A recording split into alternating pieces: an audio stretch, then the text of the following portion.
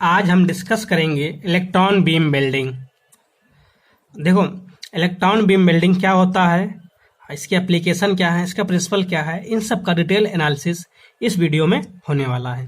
देखो, जैसे ये हमारा वर्क पीस है, इस वर्क पीस को हमें वेल्ड करना है with the help of electron beam welding. इसे इलेक्ट्रॉन बीम वेल्डिंग क्यों कहते हैं? क्योंकि इसमें जो हीट जनरेट होता है, हीट जो जनरेट होता है वो इलेक्ट्रॉन बीम से हमें जनरेट होता है।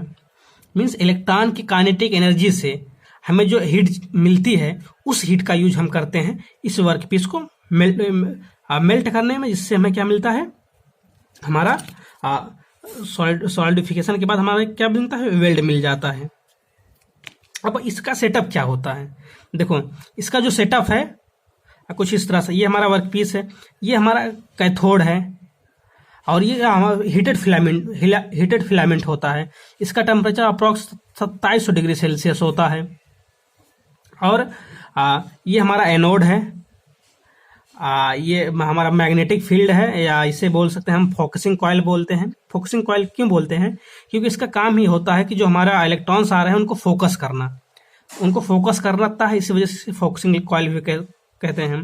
और डिफ्लेक्टिंग कॉइल क्या है? डिफ्लेक्टिंग कॉइल क्या है? जब यहाँ से ये इलेक्ट्रॉन्स आते हैं, ये डिफ्लेक्ट होते हैं, ये इधर या इधर जाने की कोशिश करते हैं, इस वजह से यहाँ पर हम डिफ्लेक्टिंग कॉइल का यूज करते हैं, जिससे कि जो ये इलेक्ट्रॉन है एक पार्टिकुलर पॉइंट पर आए, जिसकी पॉइंट पर आए, और ये क्या होगा, इलेक्ट्रॉन के इम्पिंज होने से, हाई काइनेटिक एनर्जी की वजह से ये क्या होता है, मेल्ट होता है और हमारा वेल्डिंग परफॉर्म होती है। तो और यहाँ से हम पावर सप्लाई जो है कैथोड और एनोड के थ्रू देते हैं।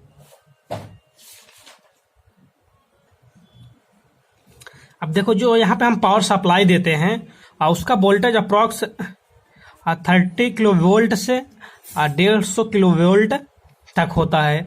और जो करंट होता है, करंट हमारा 50 मिली एम्पियर से 1000 मिली एम्पियर तक होता है। एंड जो इलेक्ट्रॉन की स्पीड होती है, बहुत हाई स्पीड इलेक्ट्रॉन होते हैं, इसकी स्पीड अप्रॉक्स 50,000 से 20,000 किमी पर सेकेंड होता है, किमी पर सेकेंड होता है। और जो पावर डेंसिटी होता है वो 5 × 10⁹ वाट पर mm स्क्वायर होता है। जो डेप्थ टू विड्थ रेशियो होता है वो 10:1 से या फिर 30:1 तक होता है। अब देखो, डेप्थ टू क्या D/B है, डेप्थ टू विड्थ रेशियो क्या है, ये हमारा क्या है, टोटल डेप्थ हो गई, और ये डिस्टेंस हमारा क्या है, ये विड्थ है। तो इनका जो ये डेप्थ टू विड्थ रेशियो है वो 10:1 है। 10:1 से लेस के 30:1 तक होता है। तो आई होप आपको इलेक्ट्रॉन बीम वेल्डिंग समझ में आ रहा होगा। तो देखो, इसमें क्या है, जो हम बीम यूज करते हैं, इलेक्ट्रॉन बीम यूज करते हैं मेल्टिंग पर्पज से, इसी वजह से हम इलेक्ट्रॉन बीम वेल्डिंग बोलते हैं। At higher temperature cathode will emits the electrons due to thermal ionic emissions. यहाँ पे जो है इलेक्ट्रॉन क्यों इमिट होता है? क्योंकि थर्मल आयनिक इमिशन होता है, इस वजह से यहाँ से इलेक्ट्रॉन क्या होता है, इमिट होता है। और ये कैथोड ये एनोड की तरफ आता है, और फिर यहाँ से मैग्नेटिक फील्ड या फोकसिंग कॉइल्स क्या होता है, फोकस होता है, और फिर यहाँ पे वर्क पीस पे आके इम्पिंज होता है। For melting the joints is a focused beam of high velocity electrons are used. इसके लिए हम हाई वेलोसिटी इलेक्ट्रॉन्स यूज करते हैं। The electron beam impinge upon the work piece and releases the necessary heat by converting its kinetic energy. देखो, यहाँ kinetic energy electron की convert हो रही है हीट में। सोर्स ऑफ इलेक्ट्रॉन क्या था, हमारा कैथोड था। क्या होता है, हीटेड फिलामेंट, जो कि टंगस्टन का होता है। The electrons are accelerated towards anode because of the large potential difference. देखो, जो ये इलेक्ट्रॉन है ये एनोड की तरफ क्यों आते हैं? क्योंकि हमें क्या होता है, बहुत लार्ज पोटेंशियल डिफरेंस होता है, उस वजह से क्या होता है, इलेक्ट्रॉन एक्सेलरेट करते हैं कैथोड से एनोड की तरफ। जितना ज़्यादा पोटेंशियल डिफरेंस होगा, higher potential difference and higher would be the acceleration, जितना ज़्यादा पोटेंशियल डिफरेंस होगा उतना ही ज़्यादा एक्सेलरेशन होगा। Electrons travel with very high speed, जैसे कि आपको बताया ना, इलेक्ट्रॉन्स जो है बहुत हाई स्पीड से ट्रेवल करते हैं, 50,000 किलोमीटर पर सेकंड से 20,000 किलोमीटर पर सेकंड की स्पीड से ट्रेवल करते हैं। अगर एक्सेलरेटिंग वोल्टेज ज़्यादा होगा तो इलेक्ट्रॉन की स्पीड ज़्यादा होगी। अगर इलेक्ट्रॉन की स्पीड ज़्यादा है तो काइनेटिक एनर्जी ज़्यादा होगी, क्योंकि काइनेटिक एनर्जी क्या होता है, हाफ mv²। अगर काइनेटिक एनर्जी ज़्यादा है तो हमें हीट क्या है, कन्वर्ट जब होगा ये हीट में, तो हमें हीट ज़्यादा मिलेगी। जब हीट ज़्यादा मिलेगी तो डेप्थ ऑफ पेनिट्रेशन भी हमारा क्या होगा, इंक्रीज हो जाएगा। The beam of the electron beam is focused bye means of an electromagnetic lenses. ये जो हमारा इलेक्ट्रोमैग्नेटिक लेंसेज होते हैं, ये या इलेक्ट्रोमैग्नेटिक लेंस बोले या इन्हें हम मैग्नेटिक फील्ड बोले, मैग्नेटिक फील्ड जनरेट होता है इस इलेक्ट्रोमैग्नेटिक लेंस लगाने से।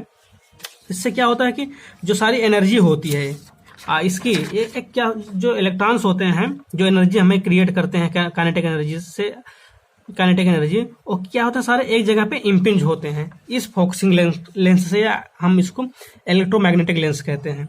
जिससे क्या होता है कि energy is release in A small area, जिससे क्या होता है एनर्जी जो है हमारा बहुत ही छोटे एरिया पे कंसंट्रेट होती है।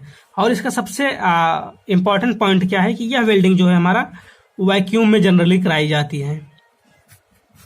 ऐसा नहीं है कि नॉन वैक्यूम में भी हो सकता है, बट मोस्टली क्या है, वैक्यूम प्रेफर किया जाता है। या आपसे एग्जाम में पूछा जाएगा इलेक्ट्रॉन बीम वेल्डिंग में मीडियम क्या यूज होता है, वैक्यूम। देखो वैक्यूम क्या होता है कि इसके अंदर जितना एयर है उस एयर को, जितने भी गैसेज हैं उस सारी गैसेज को हम क्या करते हैं, बाहर निकाल लेते हैं। तो जो स्पेस बचेगा उसको हम क्या बोलते हैं, वैक्यूम बोलते हैं। देखो this welding is generally carried out in a vacuum. When an electron beam moves in the normal atmosphere the electron would be impinging with the gas molecules in the atmosphere and would thus be scattered.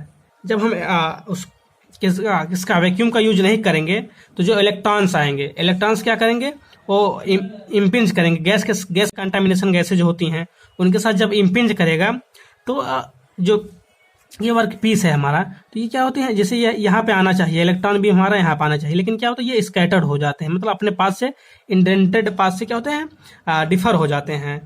तो इसकी वजह से क्या होता है, scattering की problem होती है। अगर नॉन वैक्यूम यूज करेंगे तो स्कैटरिंग प्रॉब्लम बढ़ जाएगी इससे।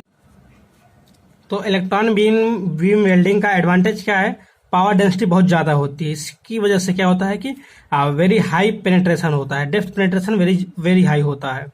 और डेप्थ टू विड्थ रेशियो जो है 10:1 और 30:1 मीन्स ये जैसे हमारा वर्क पीस है, ये इतना हमें वेल्ड करना था, तो ये हमारा क्या हो गया, विड्थ हो गई, और ये हमारा डेप्थ हो गया।